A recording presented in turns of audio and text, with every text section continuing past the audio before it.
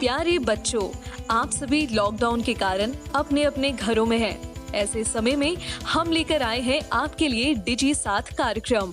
इसके माध्यम से आप प्रत्येक दिन सोमवार से शुक्रवार तक पूर्वाह्न 10 से 12 तथा अपराह्न 1 से 2 बजे तक अपने अपने कक्षाओं के अनुरूप कार्यक्रम देख सकेंगे। स्कूली शिक्षा एवं साक्षरता विभाग, झारखंड।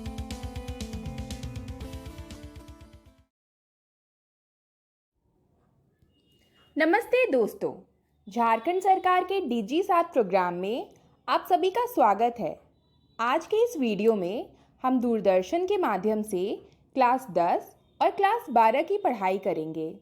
तो चलिए देखते हैं कि हम आज क्या पढ़ेंगे। क्लास 10 में हम गणित विषय में 2 चरों वाले रैखिक समीकरण का युग्म भाग 3 पढ़ेंगे और विज्ञान विषय में कार्बन एवं उसके यौगिक भाग 1 पढ़ेंगे। वहीं क्लास 12 में गणित विषय में सदिश बीजगणित भाग 1 पढ़ेंगे और भौतिक विज्ञान विषय में गतिमान, आवेश और चुंबकत्व भाग 4 पढ़ेंगे। इन सभी वीडियो के साथ हम रोचक प्रश्नों को भी बनाएंगे और उनके जवाब भी देखेंगे। दोस्तों, आप सबसे उम्मीद है कि आपने अपनी कॉपी और कलम अपने साथ रखी होगी और आप सभी पाठ को पढ़ने के क्रम में ज़रूरी बातों को नोट भी करते जाएंगे। तो चलिए शुरू करते हैं आज का एपिसोड। नमस्कार दोस्तों, आज की इस वीडियो में आपका स्वागत है। आज हम पढ़ेंगे 2 चरों वाले रैखिक समीकरण के युग्म का तीसरा भाग। तीसरे भाग में हम पढ़ेंगे रैखिक समीकरण युग्म को हल करने की बीजगणितीय विधि, जिसमें हम पहली विधि पढ़ेंगे प्रतिस्थापन विधि। चलिए शुरू करते हैं प्रतिस्थापन विधि। हमारे पास 2 समीकरण दिए होंगे। यहाँ पर है a1x plus b1y plus c1 बराबर 0, समीकरण 1। a2x plus b2y plus c2 equal to 0, समीकरण 2। हमें समीकरणों में से x तथा y जो कि चर है उनका मान ज्ञात करना है। तो इसके लिए हम क्या करेंगे, हम सबसे पहले किसी एक समीकरण को लेंगे। आप चाहे तो समीकरण 1 को भी ले सकते हैं, समीकरण 2 को भी ले सकते हैं। तो हम यहाँ पर समीकरण 1 को कंसीडर कर रहे हैं। समीकरण 1 में आप देखें a1x plus b1y plus c1 बराबर 0। यहाँ 2 चर हैं, एक x है, एक y। तो हम करते क्या है, हम किसी एक चर संख्या की वैल्यू को फाइंड आउट करते हैं। यानी चाहे तो हम x को निकाल सकते हैं यहाँ से, चाहे तो हम y को निकाल सकते हैं। तो चलिए x का मान ज्ञात करते हैं। उसके लिए हम क्या करेंगे, x वाले पद को छोड़कर बाकी सभी पदों को दाईं तरफ ले जाएंगे। इस प्रकार हमें ज्ञात होता है a1x बराबर माइनस b1y माइनस c।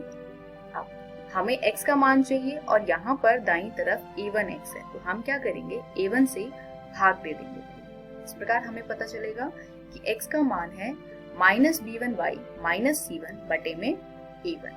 तो यहाँ से आपने x का मान ज्ञात कर लिया और यहाँ पर आप देख रहे हैं कि x1 का मान हमारे पास वास्तविक संख्या नहीं आया है, क्योंकि यहाँ पे एक चर संख्या है y।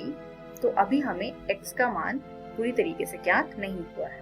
तो नेक्स्ट स्टेप क्या होता है, नेक्स्ट स्टेप में हम क्या करते हैं, ये जो x का मान है इसको हम समीकरण 2 में प्रतिस्थापित करते हैं। समीकरण 2 क्या है हमारा, a2x plus b2y plus c2 equal to 0। इसमें जो x है यहाँ पर, इसमें हम ज्ञात किए गए x के मान को प्रतिस्थापित करेंगे। इस प्रकार हमें मिलेगा a2 into minus b1y minus c1 बटे में a1 जो कि x का मान है, plus b2y plus c2 equal to 0 जो कि समीकरण 2 में बाकी संख्याएं। अब आप देख रहे हैं इस पूरे समीकरण में एक ही चर संख्या है। तो अगर एक समीकरण हो और एक चर हो तो हमें उस चर का मान ज्ञात हो जाता है, एक वास्तविक संख्या निकाल सकते हैं हम।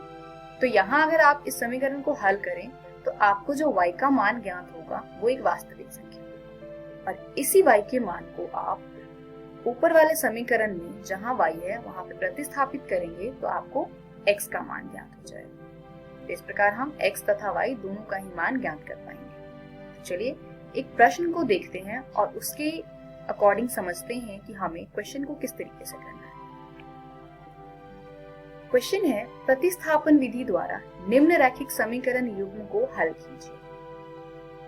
समीकरण 1 है x प्लस वाई बराबर 14, समीकरण 2 है x माइनस वाई बराबर 4।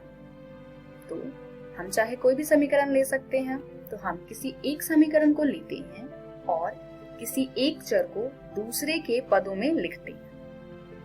तो आइए समीकरण 1 लें, जो है x प्लस वाई बराबर 14। अब इसमें हम x का मान ज्ञात करेंगे y के पद में। तो इस प्रकार x प्लस वाई बराबर 14 से x का मान ज्ञात क्या होगा, माइनस वाई प्लस 14। अब इसको हम यूज करेंगे y का मान ज्ञात करने के लिए। तो x का यह मान हम क्या करेंगे, समीकरण x माइनस वाई बराबर 4, जो कि समीकरण 2 है, में प्रतिस्थापित करेंगे। प्रतिस्थापित करने का क्या मतलब होता है, सब्स्टिट्यूट करना। मतलब x के मान को दूसरे समीकरण में जहां पर x है वहां पर एज इट इज पुट कर देंगे। तो यहाँ से हमें ज्ञात होता है कि अगर हम x की जगह पर दिए गए x के मान को पुट करें तो हमें मिलेगा minus y plus 14 minus y बराबर 4। अब y का मान हमें ज्ञात करना है, इसलिए हम y को हम बाईं तरफ ही रहने देंगे और प्लस 14 को हम दाईं तरफ ले जाएंगे। तो इस प्रकार हमें ज्ञात होगा माइनस 2y बराबर माइनस 14 प्लस 4, जहाँ से हमें ज्ञात होगा माइनस 2y बराबर हो जाएगा माइनस 10 के, यानी y का मान आ जाएगा 5। अब y के मान को हम ऊपर वाले इक्वेशन यानी कि x बराबर माइनस वाई प्लस 14 में प्रतिस्थापित करेंगे, तो यहाँ से हमें x का मान ज्ञात हो जाएगा। तो x बराबर हो जाएगा माइनस 5 प्लस 14, जिसको हल करने पर x बराबर आ जाएगा 9। इस प्रकार x बराबर 9 तथा y बराबर 5 इस समीकरण युग्म का उत्तर है, यानी कि हल है। चलिए एक और प्रश्न देखते हैं। प्रतिस्थापन विधि द्वारा निम्न रैखिक समीकरण युग्म को हल कीजिए। समीकरण युग्म क्या है, x प्लस 2y माइनस 4 बराबर 0, और दूसरा समीकरण है 2x प्लस 4y माइनस 12 बराबर 0। हम क्या करेंगे, हम किसी एक समीकरण को लेंगे और किसी एक चर को दूसरे के पदों में लिखेंगे। तो चलिए पहले समीकरण से शुरू करते हैं। पहला समीकरण है x प्लस 2y माइनस का 4। इसमें से हम x का मान ज्ञात करेंगे। तो x का मान ज्ञात करने के लिए x प्लस 2y माइनस 4 बराबर 0 को हम लिखेंगे x बराबर माइनस 2y प्लस 4 की फॉर्म में, क्योंकि प्लस 2y और माइनस 4 बाईं तरफ है और हम उसको दाईं तरफ लेके जाएंगे तो उसके साइन बदल जाएंगे, यानी कि प्लस का माइनस हो जाएगा और माइनस का प्लस हो जाएगा। अब हमने x का मान ज्ञात कर लिया y की पद में, जो कि है माइनस 2y प्लस 4। हम क्या करेंगे, हम इस x के मान को दूसरे समीकरण यानी कि 2x प्लस 4y माइनस 12 में प्रतिस्थापित करेंगे। तो चलिए यहाँ पर जो x है 2x के साथ, उस x में हम x के मान को प्रतिस्थापित करेंगे। तो इस प्रकार हमें पता चलेगा 2 इंटू में माइनस 2y प्लस 4 जो कि x का मान है, प्लस में 4y माइनस 12 जो कि समीकरण 2 में से हमने एज इट इज उतारा है। अब इस समीकरण को अगर हम हल करें तो बाहर वाले 2 से अंदर गुना करने पर हमें मिलेगा minus 4y plus 8 plus 4y minus 12 equal to 0। अब माइनस 4y प्लस 4y दोनों को अगर आप हल करते हैं तो क्या हो जाएगा, माइनस प्लस कैंसिल आउट होकर के, क्योंकि एक ही संख्या है दोनों, तो ये कट जाएंगे और हमारे पास बच जाएगा माइनस का 4 बराबर 0। इस समीकरण में एक भी चर संख्या नहीं बचा, यानी इस समीकरण का हल हम नहीं ज्ञात कर सकते, यानी इस समीकरण के युग्म का कोई भी हल नहीं है। अब आप चाहें तो जो हमने पिछली वीडियो में देखा था, जिस तरीके से हम इनके रेशोज को कंपेयर करके बताते हैं कि क्या समीकरण का हल है या नहीं, तो आप चाहें तो उस तरीके से देखें तो आपको मिलेगा कि इस समीकरण का कोई भी हल नहीं है। इस वीडियो में हमने सीखा एक रैखिक समीकरण युग्म को हल करना बीजगणितीय विधि से, जिसमें हमने प्रतिस्थापन विधि की। हम अगली वीडियो में सेम टॉपिक करेंगे, जिसमें हम अगला मेथड पढ़ेंगे जिसका नाम है विलोपन विधि। तो मिलते हैं अगली वीडियो में नए टॉपिक के साथ। तब तक आप लोग 3.3 एक्सरसाइज आपकी NCERT गणित की किताब का सॉल्व कर सकते हैं तथा उसके साथ जो एग्जाम्पल्स आपको दिए हुए हैं उससे पहले वो भी आप हल कर पाएंगे। Thank you.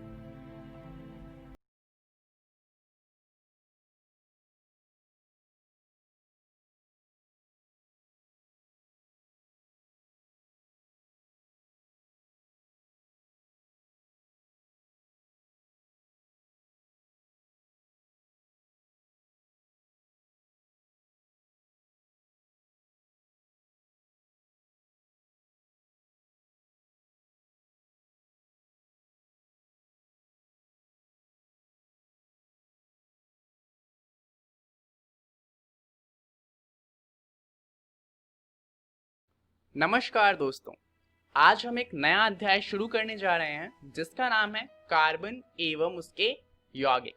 तो जाहिर सी बात है हम इसके अंदर कार्बन की बात करने वाले हैं और उससे जुड़े हुए कुछ यौगिक होंगे, उनकी बात करेंगे। तो चलिए जानते हैं कि इसमें हम क्या जानने वाले हैं।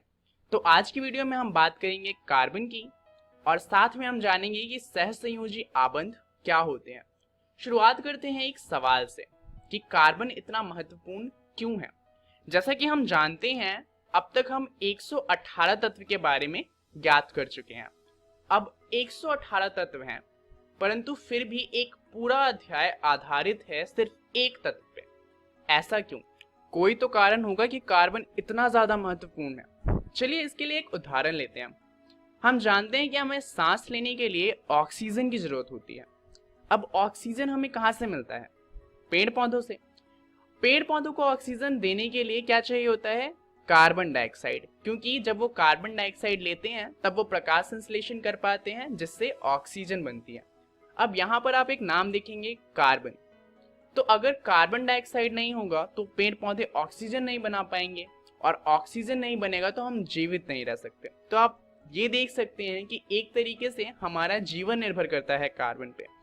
और सिर्फ इतना ही जरूरी नहीं है, दरअसल कार्बन और भी बहुत ज्यादा कारणों से बहुत ज्यादा महत्वपूर्ण है। अब ये सब क्यों है ये हम इस चैप्टर के एंड तक समझ जाएंगे। चलिए शुरुआत करते हैं कार्बन को समझते हुए, परंतु उससे पहले हमें कुछ बातें जाननी है जो हम पहले से जानते हैं परंतु एक बार फिर से देख लेते हैं। पहला है परमाणु क्रमांक। रसायन विज्ञान एवं भौतिकी में सभी तत्वों को एक अलग अलग परमाणु क्रमांक यानी कि एटॉमिक नंबर दिया गया है जो एक तत्व को दूसरे तत्व से अलग करता है। जैसे कि हाइड्रोजन का परमाणु क्रमांक है 1 और हीलियम का परमाणु क्रमांक है 2। अब अलग अलग क्यों है? मान लीजिए हाइड्रोजन और हीलियम दोनों का ही परमाणु क्रमांक 1 होता तो दिक्कत क्या हो जाती कि अगर कोई ये कहता कि मुझे एक ऐसा कंपाउंड या ऐसा एटम दो जिसका परमाणु क्रमांक 1 है, तो हमें कंफ्यूजन हो जाती कि उसे हाइड्रोजन का एटम देना है या फिर हीलियम का। और इसीलिए हर अणु या हर एटम का जो परमाणु क्रमांक है वो अलग होता है। तो किसी तत्व का परमाणु क्रमांक उसके तत्व के नाभिक में स्थित प्रोटॉनों की संख्या के बराबर होता है। जैसा कि आप यहाँ पर देख सकते हैं जो हरे रंग से दिखाया गया है वो प्रोटॉन है। और दरअसल ज्यादातर अणुओं में प्रोटॉन, इलेक्ट्रॉन और न्यूट्रॉन की संख्या बराबर ही होती है, परंतु यहाँ पर कुछ ऐसे एटम हैं जहाँ पर ऐसा नहीं होता। इसलिए हम कह सकते हैं कि प्रोटॉन की संख्या के बराबर होता है परमाणु क्रमांक। अब यहाँ पर परमाणु क्रमांक क्या हो जाएगा? 3, यानी कि हमारा जो अणु है वो लिथियम का अणु है। चलिए अब एक और बात समझते हैं जो कि है इलेक्ट्रॉनिक विन्यास। अब ये क्या होता है? अणु, परमाणु या किसी अन्य भौतिक संरचना में इलेक्ट्रॉनों की व्यवस्था को इलेक्ट्रॉन विन्यास यानी कि इलेक्ट्रॉन कॉन्फ़िगरेशन कहते हैं। इसे समझने के लिए आप इसे देखिए, आपको ये तो याद होगा ही, सेंटर में हमारा है नाभिक और उसके आसपास है KLMN शेल।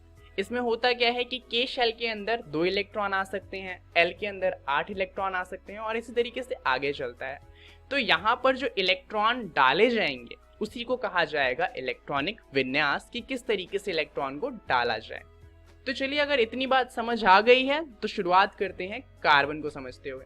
अब कार्बन का क्या है कि वो धरती पर 3 अलग अलग रूपों में मिलता है और उसके जो तीनों रूप हैं उन्हें अपरूप कहा जाता है।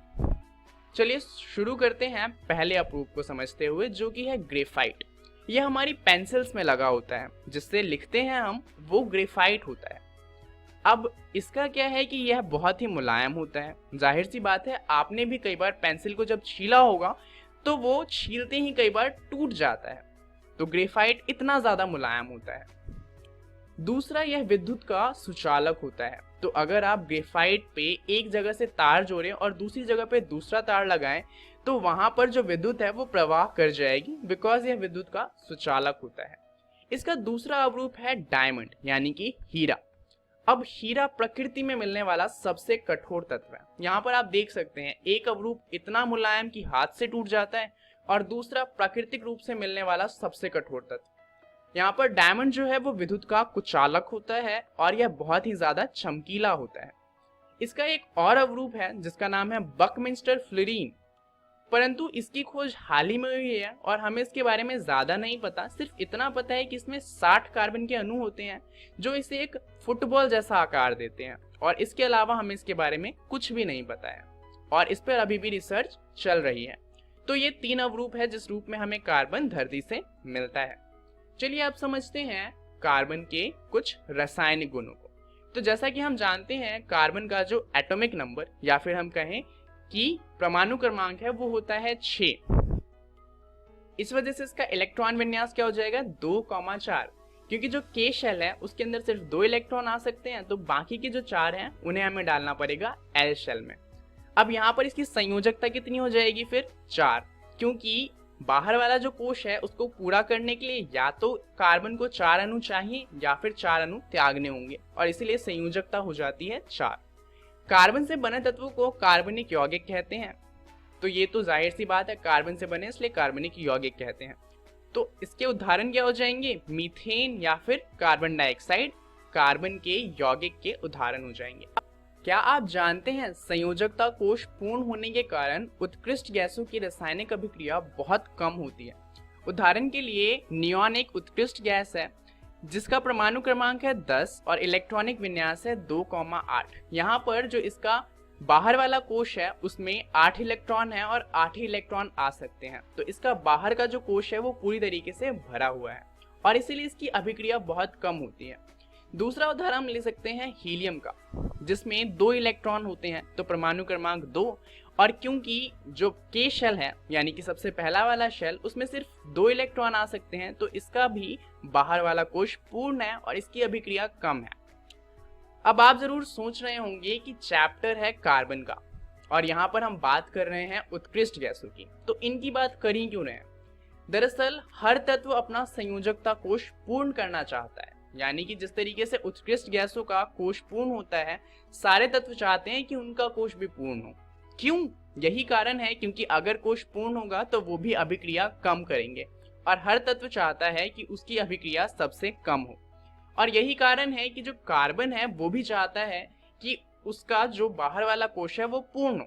अब इसके लिए कार्बन को या तो 4 इलेक्ट्रॉन प्राप्त करने होंगे या फिर 4 इलेक्ट्रॉन त्यागने होंगे, तभी उसका बाहर वाला कोश पूरा होगा। अब मान लीजिए कार्बन क्या करता है कि 4 इलेक्ट्रॉन कहीं से ले आता है, तो क्या कार्बन ऐसा कर सकता है? दरअसल कार्बन 4 इलेक्ट्रॉन प्राप्त नहीं कर सकता, क्योंकि कार्बन के लिए 10 इलेक्ट्रॉन को संभालना मुश्किल है, तो 4 इलेक्ट्रॉन तो नहीं आएंगे। तो क्या कर सकते हैं, 4 इलेक्ट्रॉन निकाल देते हैं। परंतु कार्बन ऐसा भी नहीं कर सकता, क्योंकि कार्बन 4 इलेक्ट्रॉन त्याग नहीं सकता, क्योंकि इसके लिए बहुत ज्यादा ऊर्जा की जरूरत है जो कार्बन के पास नहीं होती।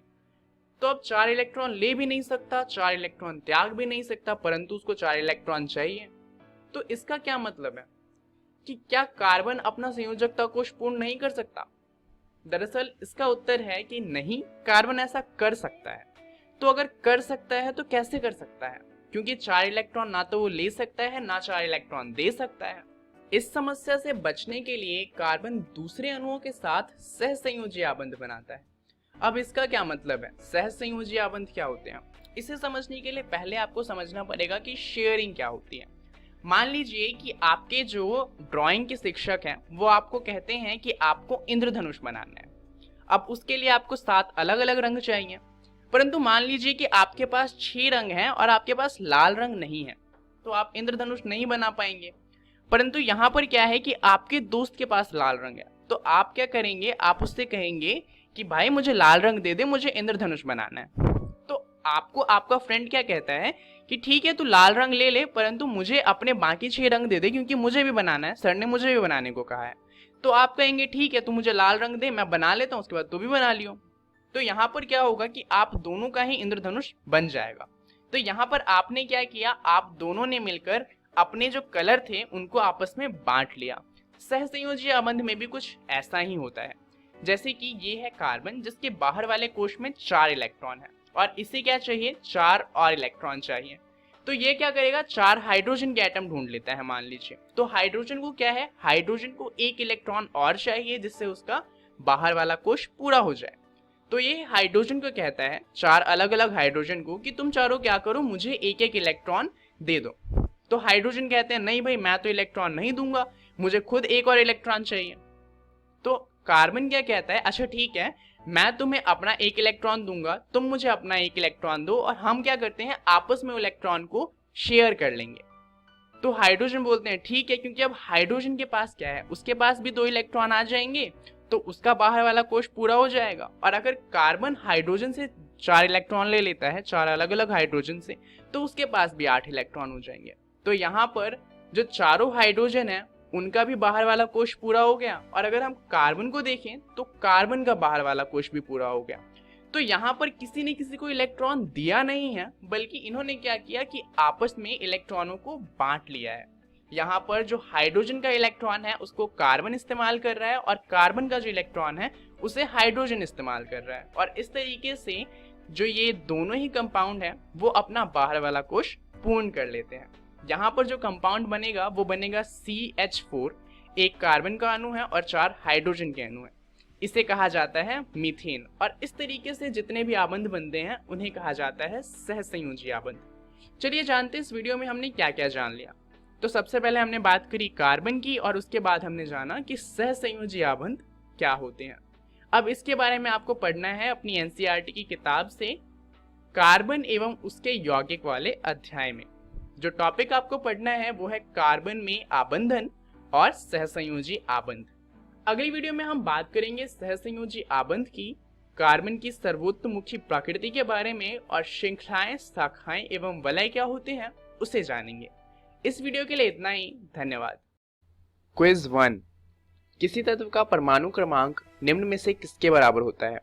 ऑप्शन ए उसके नाभिक में स्थित प्रोटॉनों की संख्या के, ऑप्शन बी उसके संयोजकता के, ऑप्शन सी अनुभार एंड ऑप्शन डी उसके नाभिक में स्थित न्यूट्रॉन की संख्या के। दूसरा प्रश्न, निम्न में से कौन सा कार्बन का अवरूप नहीं है? Option A graphite, option B diamond, option C carbon dioxide and option D fluorine. तीसरा प्रश्न, निम्न में से कौन सा तत्व कार्बनिक यौगिक नहीं है? Option A carbon dioxide, option B carbon monoxide, option C methane and option D hydrochloric अम्ल। चौथा प्रश्न, निम्न में से किसके संयोजकता कोश को पूर्ण होने के लिए बस 2 इलेक्ट्रॉन की जरूरत होती है? Option A nitrogen, option B carbon, option C copper and option D hydrogen. पांचवा प्रश्न, प्रकृति में मिलने वाला सबसे कठोर तत्व कौन सा है? Option A iron, option B diamond, option C gold and option D platinum. सही उत्तर first A, second C, third D, fourth D and fifth B.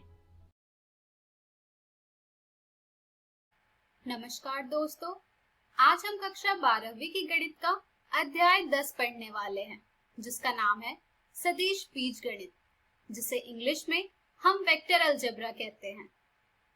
इस अध्याय को हमने 7 भागों में बांटा है।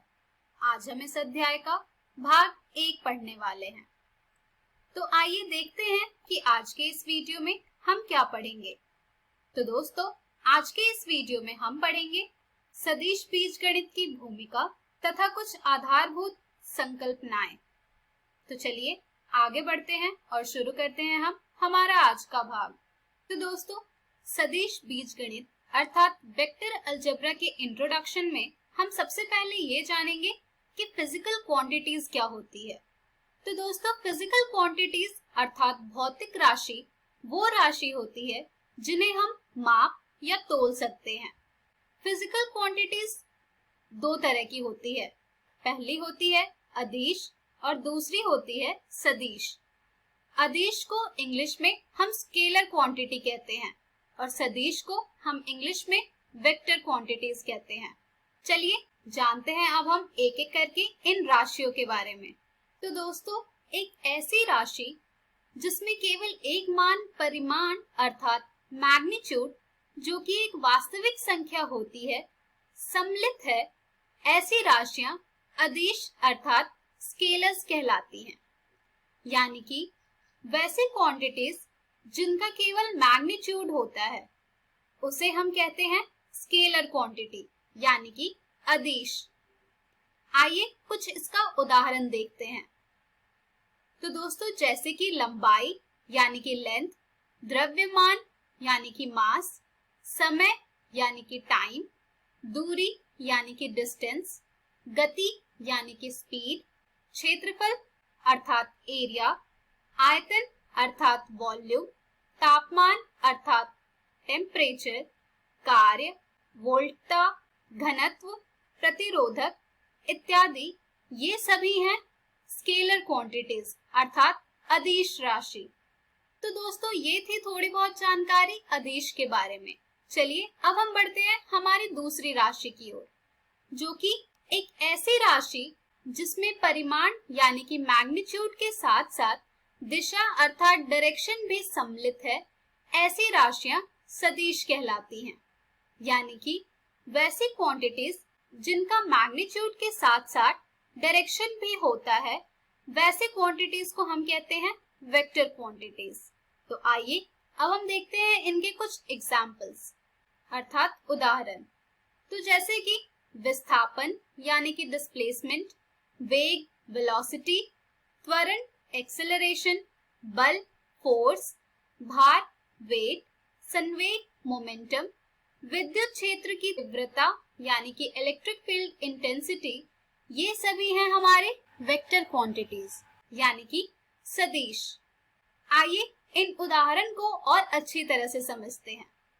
दोस्तों, स्क्रीन पर आपको एक वीडियो दिख रहा है जिसमें आप देख पा रहे हैं कि इस बॉल का डायरेक्शन भी है और मैग्नीट्यूड भी है। तो दोस्तों, ये एक उदाहरण है सदिश राशि का। इसी प्रकार से आपको एक और उदाहरण स्क्रीन पर दिख रहा होगा जिसमें आप देख पा रहे हैं कि ये जो बस है ये चल रही है, और अगर ये बस चल रही है तो जाहिर सी बात है कि इसकी कोई दिशा भी होगी और साथ के साथ इसका कोई मैग्नीट्यूड भी होगा। तो दोस्तों, ये है उदाहरण सदिश के। तो इसी के साथ आशा करती हूँ कि आपको अदिश और सदिश राशि के बारे में समझ आ गया होगा। तो दोस्तों, आइए अब हम ये जानते हैं कि इस अध्याय में हम और क्या सीखेंगे। तो दोस्तों, इस अध्याय में हम सदिशों की कुछ आधारभूत संकल्पनाएं जानेंगे। साथ ही हम सदिशों की विभिन्न संक्रियाएं के बारे में भी जानेंगे तथा इसके बीजीय एवं ज्यामितीय गुणधर्म के बारे में भी जानेंगे। तो चलिए आगे बढ़ते हैं और शुरुआत करते हैं हम एक एक करके हमारे इन टॉपिक्स के बारे में। तो चलिए सबसे पहले हम जानेंगे सदिश की कुछ आधारभूत संकल्पनाएं। दोस्तों, इसमें हम सबसे पहले जानेंगे दृष्टि रेखा के बारे में। तो दोस्तों, स्क्रीन पर आपको एक सरल रेखा दिख रही होगी AB, जिसमें आप देख पा रहे होंगे कि तीर के निशाने की सहायता से इस रेखा को दिशाएं प्रदान की जा सकती। इन दोनों में से निश्चित दिशा वाली कोई भी एक रेखा दृष्टि रेखा कहलाती है। चलिए दोस्तों, अब हम ये देखेंगे कि क्या एक दृष्टि रेखा खंड में परिमाण एवं दिशा दोनों होते हैं। आइए देखते हैं। तो दोस्तों, स्क्रीन पर आपको जो इमेज दिख रही है, इसमें हम रेखा L को रेखाखंड AB तक प्रतिबंधित कर देते हैं। तब यहाँ पर रेखा L पर परिमाण निर्धारित हो जाता है, जिसे कि हमें यहाँ पर एक दृष्टि रेखाखंड प्राप्त होता है। इसलिए हम कह सकते हैं कि एक दृष्टि रेखाखंड में परिमाण एवं दिशा दोनों होते हैं। चलिए दोस्तों, अब हम जानेंगे कुछ महत्वपूर्ण बिंदुओं को। एक दृष्टि रेखाखंड सदिश होता है जिसे सदिश AB अथवा साधारणवत सदिश A के रूप में निर्दिष्ट करते हैं और इसे सदिश AB अथवा सदिश A के रूप में पढ़ते हैं। तो दोस्तों आप देख पा रहे होंगे यहाँ पर कि जब भी आपको एक दृष्टि रेखाखंड दी हुई होगी तो जाहिर सी बात है कि वो एक सदिश होगा, और अगर वो एक सदिश होगा तो उसे हम दिखाने के लिए उस रेखाखंड का नाम लिखते हैं और उसके ऊपर एक दिशा का चिन्ह बनाते हैं जो कि बताता है कि ये एक सदिश है। अर्थात हमारी अगली बिंदु है वह बिंदु A, जहां से सदिश AB प्रारंभ होता है, प्रारंभिक बिंदु कहलाता है, और वह बिंदु B जहां पर सदिश AB समाप्त होता है, अंतिम बिंदु कहलाता है। यानी कि अगर किसी सदिश का नाम आपको AB दिया गया है, उसका यह तात्पर्य होता है कि उस सदिश का A जो होगा प्रारंभिक बिंदु होगा और B उसका अंतिम बिंदु होगा। हमारी अगली बिंदु है किसी सदिश के प्रारंभिक एवं अंतिम बिंदुओं के बीच की दूरी सदिश का परिमाण अथवा लंबाई कहलाता है, और इसे मॉड AB वेक्टर अर्थात AB सदिश अथवा मॉड A सदिश के रूप में निर्दिष्ट किया जाता है। यानी कि किसी वेक्टर के इनिशियल पॉइंट और फाइनल पॉइंट के बीच का जो डिस्टेंस होता है वो हमारे वेक्टर की मैग्नीट्यूड कहलाता है या फिर लेंथ कहलाता है, जिसे कि हम डिनोट करते हैं मॉड ऑफ AB वेक्टर लिखकर या फिर मॉड ऑफ A वेक्टर लिख। हमारी अगली बिंदु है तीर का निशान सदिश की दिशा को निर्दिष्ट करता है, यानी कि सदिश का जो दिशा होगी वो तीर के निशान से बताई जाती है।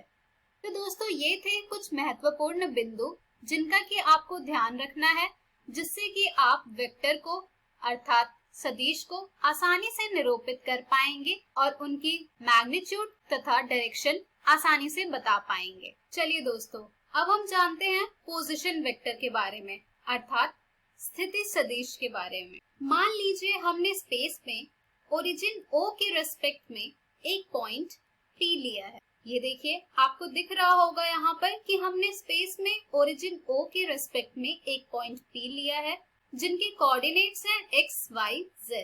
तब यहाँ पर जो वेक्टर OP होगा जिसका कि इनिशियल पॉइंट O होगा और फाइनल पॉइंट P होगा, O के रेस्पेक्ट में पॉइंट P का पोजीशन वेक्टर कहलाता है, जैसा कि आपको ये आकृति देखकर समझ आ रहा होगा, जिसका कि हम मैग्नीट्यूड डिस्टेंस फॉर्मूला का यूज करके ज्ञात कर सकते हैं। तो दोस्तों यहाँ पर अगर हम इस पोजीशन वेक्टर का मैग्नीट्यूड ज्ञात करना चाहते हैं तो वो हमें मिल जाएगा mod of OP vector is equals to √x² + y² + z²। तो ये थी थोड़ी बहुत जानकारी पोजीशन वेक्टर के बारे में। इसके बारे में हम और अच्छी तरह से हमारे नेक्स्ट वीडियो में पढ़ेंगे। चलिए दोस्तों, अब हम बढ़ते हैं डायरेक्शन कोसाइन की तरफ, यानी कि दिक् कोसाइन की तरफ। दोस्तों स्क्रीन पर आपको एक आकृति दिख रही होगी जिसमें हमने एक पॉइंट लिया है AXYZ जिसका कि पोजीशन वेक्टर है OA, जिसे हम वेक्टर A से भी डिनोट कर सकते हैं। तो दोस्तों वेक्टर A के द्वारा XYZ एक्सिस पर पॉजिटिव डायरेक्शन के साथ बनाए गए angles alpha, beta, gamma direction angles कहलाते हैं, और साथ ही इन एंगल्स का कोसाइन डायरेक्शन कोसाइन कहलाता है वेक्टर A का, जो कि होगा cos alpha, cos beta and cos gamma. तो दोस्तों इसी तरह से जब आप एक राइट एंगल OPA में देखेंगे तो यहाँ से आपको मिल जाएगा cos alpha is equals to x/a। इसी तरह से जब आप एक राइट ट्रायंगल OQA में देखेंगे तो आपको यहाँ से cos बीटा का वैल्यू मिल जाएगा जो कि होगा y/a। इसी तरह से जब आप एक राइट ट्रायंगल ORA को देखेंगे तो यहाँ पर आपको cos गामा की वैल्यू मिल जाएगी जो कि होगा z/a। तो दोस्तों डायरेक्शन कोसाइन क्या होता है? वेक्टर A के द्वारा XYZ एक्सिस पर बन रहे पॉजिटिव डायरेक्शन के साथ बनाए गए angles alpha beta direction angle कहलाता है और उन एंगल्स का कोसाइन कहलाता है डायरेक्शन कोसाइन। तो दोस्तों आशा करती हूँ कि आपको ये सभी सब टॉपिक्स अच्छी तरह से क्लियर हुए होंगे, क्योंकि हम इन पर बेस्ड इम्पोर्टेंट क्वेश्चंस हमारे फर्दर वीडियोस में करेंगे। तो दोस्तों आज के इस वीडियो में हमने सीखा वेक्टर अलजेब्रा का इंट्रोडक्शन और साथ ही उनके कुछ आधारभूत संकल्पनाएं यानी कि सम बेसिक कॉन्सेप्ट्स। हम हमारी अगली वीडियो में जानेंगे सदिशों के प्रकार। धन्यवाद।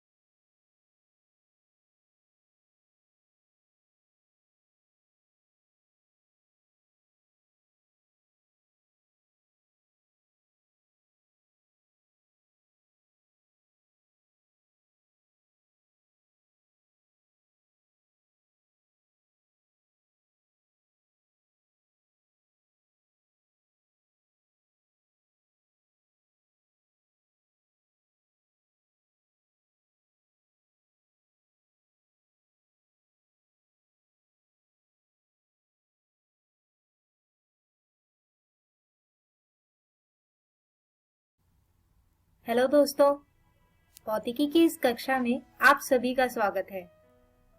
दोस्तों, आज के हमारे इस वीडियो में हम अध्याय 4 गतिमान आवेश और चुंबकत्व का चौथा भाग समझेंगे, जिसमें हम समझेंगे एम्पियर का परिपथीय नियम और इसके बाद कुछ अनुप्रयोग देखेंगे, जैसे परिनालिका और टॉरॉइड।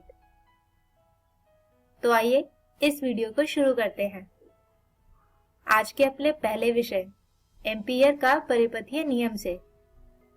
दोस्तों, इस नियम के अनुसार किसी धारावाही चालक के कारण बनने वाले चुंबकीय क्षेत्र यानी B का किसी बंद परिपथ के लिए पाश समाकल पृष्ठ से प्रवाहित होने वाली कुल विद्युत धारा यानी I का म्यू0 गुना होता है। इसका मतलब समकलन B डॉट dl बराबर होगा म्यू0 I के। आइए अब इस नियम को सिद्ध भी करके देखते हैं। और इसे सिद्ध करने के लिए हम यहाँ पर एक सीधा धारावाही चालक मान लेते हैं, जिसमें से विद्युत धारा प्रवाहित करती है, और इसके इर्द गिर्द में एक वृत्ताकार पथ की कल्पना कर लेते हैं, जिसके लिए हमें चुंबकीय क्षेत्र का पाश समाकल प्राप्त करना है। तो दोस्तों, यहाँ इस वृत्त के हर एक अवयव यानी dl और चुंबकीय क्षेत्र की दिशा एक समान यानी वृत्ताकार पथ के तिर्यक होगी, जिसकी वजह से इनके अदिश गुणन यानी B डॉट dl को हम लिख सकते हैं B dl cos थीटा। और क्योंकि ये दोनों ही समान दिशा में है, इसलिए थीटा होगा 0, यानी ये होगा पाश समाकल B dl। इसके अलावा जैसा कि हमने पिछले वीडियो में देखा भी था कि किसी सीधे धारावाही चालक की वजह से बनने वाला चुंबकीय क्षेत्र होगा B बराबर म्यू0 बटे 4 पाई 2 I बटे R। तो अब हम यहाँ B का मान ऊपर वाले सूत्र में रखें तो B का पाश समाकल आएगा इंटीग्रेशन ऑफ म्यू0 बटे 4 पाई 2 I बटे R dl। या इसे लिख सकते हैं कि म्यू0 बटे 4 पाई 2 I बटे R इंटीग्रेशन ऑफ dl। अब क्योंकि ये पथ वृत्तीय है, इसलिए dl का समाकल होगा 2 पाई R, यानी B का पाश समाकल आएगा म्यू नॉट बटे 4 पाई 2 आई बटे आर ब्रैकेट 2 पाई आर, जिसे हल करने पर आता है b का पार्श्व समाकल बराबर म्यू नॉट आई। आइए अब हम इस नियम की मदद से प्राप्त करते हैं कुछ विद्युत संयोजनों की वजह से बनने वाले चुंबकीय क्षेत्र को, जिसमें सबसे पहला विद्युत संयोजन है परिनालिका। दोस्तों, परिनालिका का अर्थ है एक संयोजन जिसमें एक तार की कुंडली बनाई जाती है और इस कुंडली का व्यास इसकी लंबाई की तुलना में बहुत कम होता है। अब अगर इस परिनालिका से बनने वाले चुंबकीय क्षेत्र को देखें तो वो एक दंड चुंबक के जैसा ही होता है। तो आइए अब हम इस परिनालिका की वजह से बनने वाले चुंबकीय क्षेत्र को प्राप्त करते हैं एम्पियर के परिपथीय नियम की सहायता से।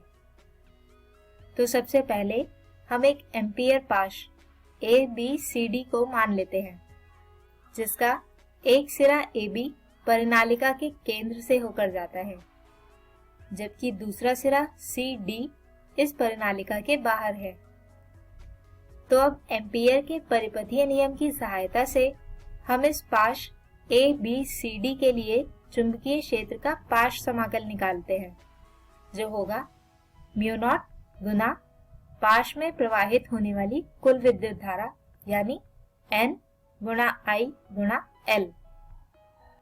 अब अगर हम इस पूरे पाश ABCD में देखें तो इस पाश के कुल 4 अवयव हैं, AB, BC, CD और DA।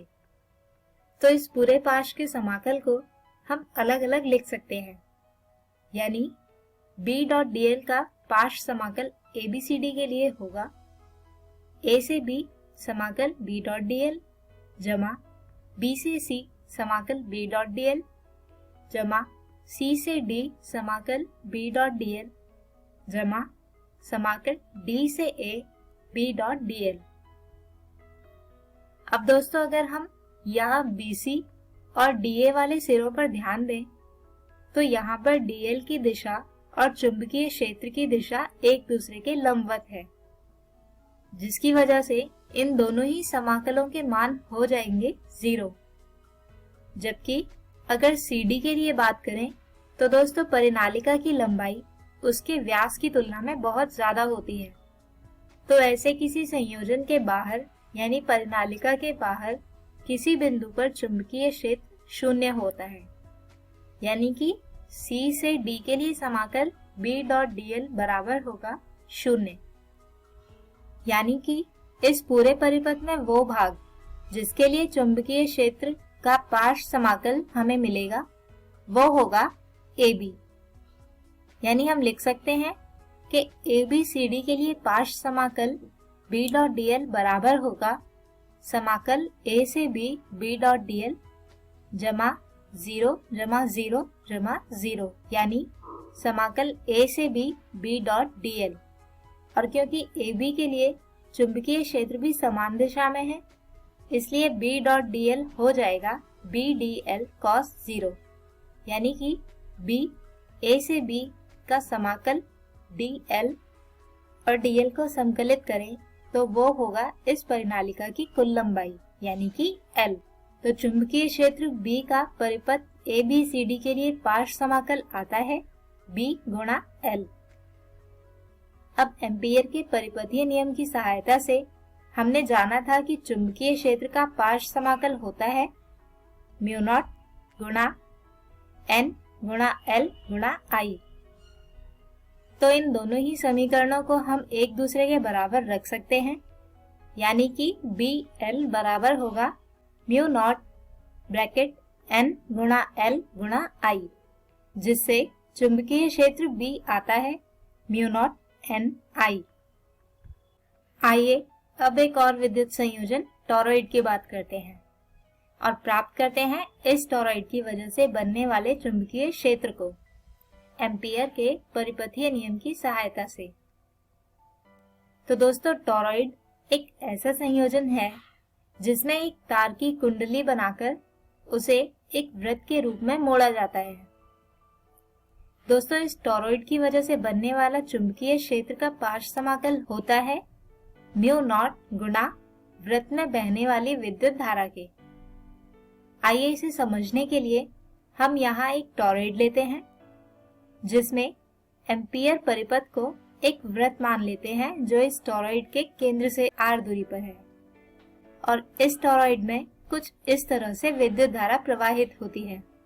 अब अगर प्रति इकाई लंबाई कुंडलियों की संख्या n है तो इस टॉरॉइड में कुल विद्युत धारा होगी 2 पाई r n गुणा I, और इस पाश के लिए चुंबकीय क्षेत्र का पाश समाकल होगा B गुणा 2 पाई r, और जो बराबर होगा म्यू नॉट गुणा पाश में प्रवाहित होने वाली कुल विद्युत धारा के, यानी म्यू नॉट गुणा 2 पाई r n गुणा I के, जिसे हल करने पर B आता है म्यू नॉट n गुणा I। तो दोस्तों, आप यहाँ पर देख सकते हैं कि किसी विद्युत संयोजन की वजह से बनने वाला चुंबकीय क्षेत्र उसकी लंबाई या त्रिज्या पर निर्भर नहीं करता, वो सिर्फ प्रति इकाई कुंडलियों की संख्या और विद्युत धारा पर निर्भर करता है। आइए अब आज के ही विषयों पर आधारित एक उदाहरण समझते हैं। प्रश्न है, एक 0.5 मीटर लंबी परिनालिका में 500 कुंडलियां हैं और इसके केंद्र में 2.52 गुणा 10 की घात ऋणात्मक 3 का चुंबकीय फ्लक्स घनत्व है। परिनालिका में प्रवाहित होने वाली विद्युत धारा ज्ञात कीजिए। दोस्तों, हमें यहाँ पर दिया हुआ है कि म्यू नॉट बराबर है 4 पाई गुणा 10 की घात ऋणात्मक 7 टेस्ला प्रति मीटर के। तो दोस्तों, जैसा कि हमें प्रश्न में दिया हुआ है कि परिनालिका के केंद्र में बनने वाली चुंबकीय क्षेत्र है B बराबर 2.52 गुणा 10 की घात ऋणात्मक 3 टेस्ला, जबकि इस परिनालिका की लंबाई है 0.5 मीटर और इस परिनालिका के अंदर कुंडलियों की संख्या है 500। अब अगर हम प्रति इकाई कुंडलियों की संख्या यानी n निकालें तो वो होगी n बटे I, यानी 500 बटे 0.5 यानी 1000 प्रति मीटर। अब अगर परिनालिका की वजह से बनने वाले चुंबकीय क्षेत्र को प्राप्त करना है तो उसके लिए चुंबकीय क्षेत्र होगा म्यू नॉट गुणा n गुणा I, जहां से I आता है B बटे म्यू नॉट गुणा n। तो अब इस सूत्र में हम सभी राशियों का मान रखते हैं और इसे हल करते हैं तो विद्युत धारा I आती है 2.0 एम्पियर। तो दोस्तों, हम उम्मीद करते हैं कि आपको आज का ये वीडियो समझ आया होगा। हमारे आज के इस वीडियो में हमने समझा एम्पियर का परिपथीय नियम, जिसे हमने किसी चालक में प्रवाहित होने वाली विद्युत धारा की वजह से बनने वाले चुंबकीय क्षेत्र का पार्श्व समाकल प्राप्त कर सिद्ध भी किया। इसके बाद हमने देखा एम्पियर के परिपथीय नियम के कुछ अनुप्रयोग। किसी परिनालिका की वजह से बनने वाला चुंबकीय क्षेत्र को प्राप्त कर जिसका मान आता है म्यू नॉट गुणा n गुणा I। इसके अलावा किसी टॉरॉइड की वजह से बनने वाला चुंबकीय क्षेत्र का मान भी समान होता है। दोस्तों, हमारे अगले वीडियो में हम बात करेंगे नए विषयों की। दो समांतर धारावाही चालकों के बीच बल, धारावाही कुंडली पर बल आघूर्ण और चुंबकीय द्विध्रुव की। तब तक के लिए गुड बाय।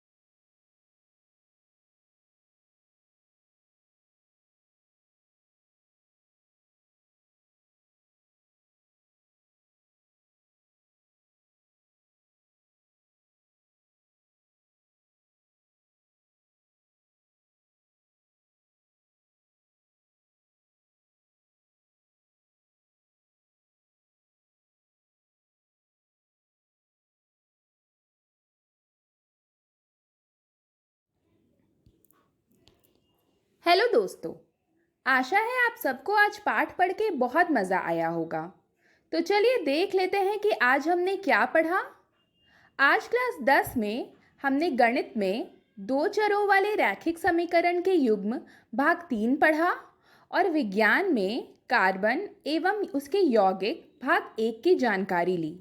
वहीं क्लास 12 में गणित में सदिश बीजगणित भाग 1 पढ़ा और भौतिक विज्ञान में गतिमान, आवेश और चुंबकत्व भाग 4 पढ़ा और इन वीडियो पर आधारित रोचक प्रश्नों को भी बनाया।